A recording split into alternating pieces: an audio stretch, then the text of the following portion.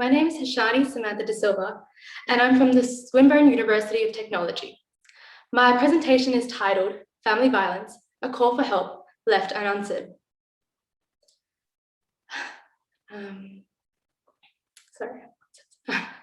Imagine that you're scared that your partner is going to hurt you.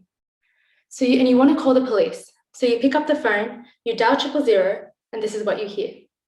Policia, Gini Niven, Hamudava, Gilan Rata. Chances are you don't know how to respond. I've just said police, fire, or ambulance. It's a question that emergency operators will ask you before connecting you to the right emergency service.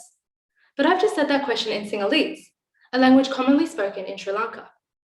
This experience of having language as a barrier to accessing help is an example of one out of the many barriers faced by South Asian Australians who experience family violence. You see, the prevalence of family violence in South Asian communities is thought to range from 30 to 50%. That's a large proportion of this population needing help.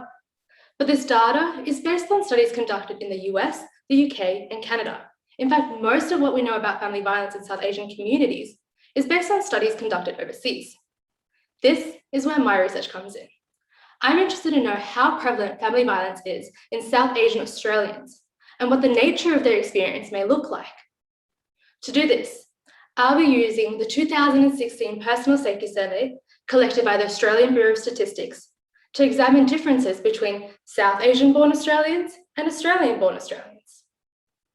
The first crucial step is to identify a prevalence rate of family violence in South Asian Australian communities, as this sets the scene for further investigation. Next, I'll be investigating internationally known risk factors for family violence and identifying how relevant are these risk factors to South Asians in Australia. These risk factors include things like language proficiency, household composition, and prior exposure to violence. Finally, I'll be looking at differences in help-seeking behaviours between the two populations, as it may indicate barriers that the South Asian community faces when accessing support. Overall, I hope that my research will help build a better understanding of what family violence in South Asian Australian communities may look like, and identify heightened areas of risk and expose gaps in our current services. Finally, I hope that eventually my research will help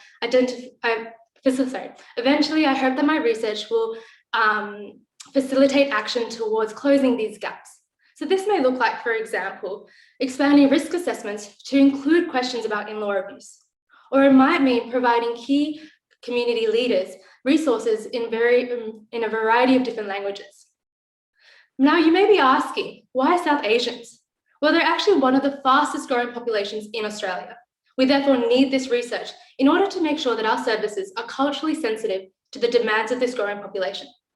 But not only will this research help South Asian Australians, but hopefully it will pave the way for research to be done in other culturally and linguistically diverse communities to identify the differences in the nature of their family violence experiences and improve their access to help so that eventually everyone's call for help is answered. Thank you.